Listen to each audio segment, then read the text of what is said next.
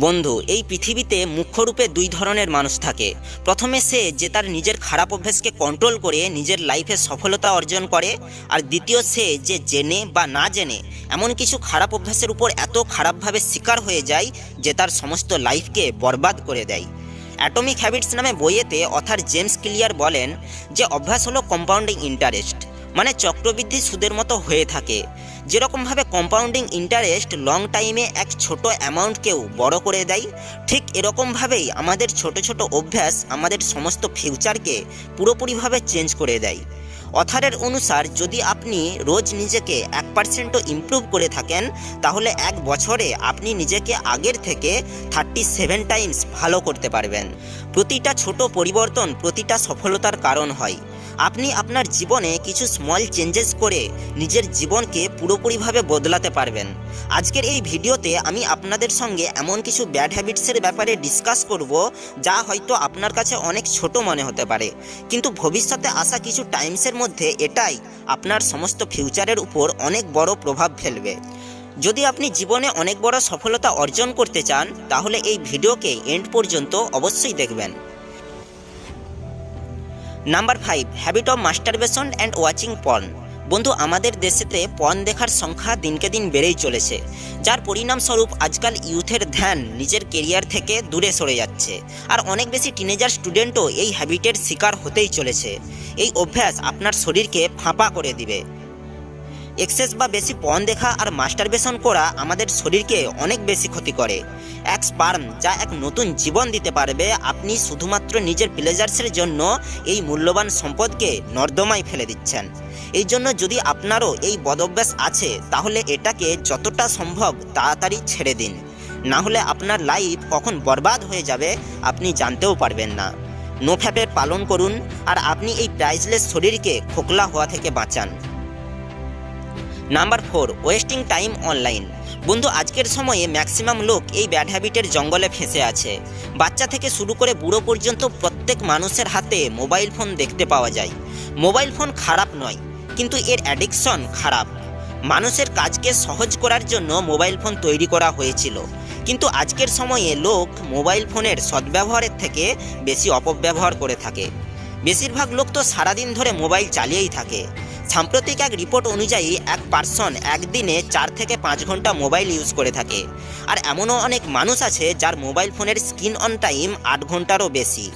Mobile ফোনের যদি আপনি সদ্ব্যবহার করেন, তাহলে আপনি অনেক বেশি নতুন জিনিস শিখতে পারবেন, কিন্তু ম্যাক্সিমাম লোক টেকনোলজির ব্যবহার ভুল কাজেই করে থাকে। মোবাইল ফোনের ওভার ইউজ করাতে অনেক বেশি মানুষের জীবন বরবাদ হচ্ছে। যদি আপনিও মোবাইল ফোনের প্রেমী হন, তো খুবই তাড়াতাড়ি এই খারাপ অভ্যাসকে ছেড়ে দেওয়া উচিত, নইলে এর পরিণাম আপনাকে ভবিষ্যতে ভোগ করতে হবে। Number 3, habit of over thinking. বন্ধু, কিছু সময় আগে এক স্টাডিতে জানা যায় যে 25 থেকে 35 বছর বয়সী 73% লোক ওভার থিঙ্কিংয়ে ফেঁসে আছে।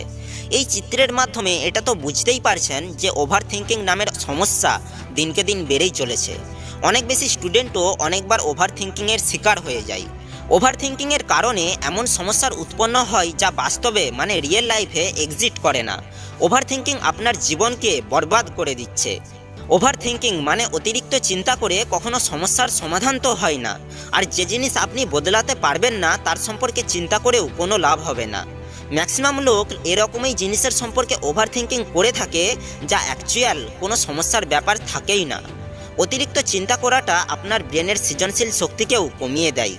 এই জন্য থিঙ্ক লেস, লিভ মোর।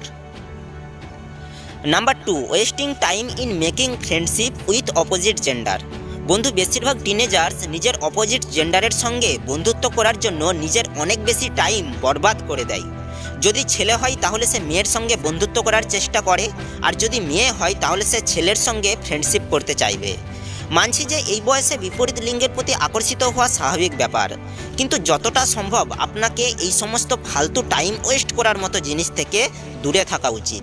একবার যখন আপনি সফল হয়ে যাবেন, তারপর এই কাজের জন্য অনেক টাইম পাওয়া যাবে, কিন্তু এখন যেটা আপনার কাছে গোল্ডেন সময় আছে, যদি এটা চলে যায় তাহলে এটা কখনোই পুনরায় আর আসবে না। এই জন্য একবার সফল হয়ে যাও, তারপর না হয় করে নেবে এই সমস্ত কিছু কাজ। Number 1, smoking and drinking.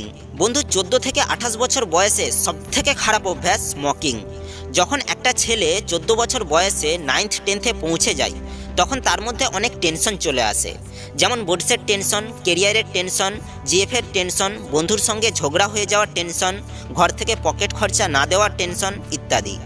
এইসব টেনশনের কারণে তার মধ্যে স্ট্রেস চলে আসে, আর এই সময় সে এই সমস্ত স্ট্রেস থেকে মুক্তি পাওয়ার জন্য সিগারেটের সাহারা নিয়ে থাকে। শুরুতে তো একটা সিগারেট হয়, কিন্তু এই একটা সিগারেট কখন ডাব্বায় পরিণত হয়ে যায় জানাও যায় না, আর এটাই আপনার জীবনকে কখন ধ্বংস করে দিবে সেটাও জানা যাবে না। এটা আপনার নিজের আশেপাশেও দেখতে পারেন।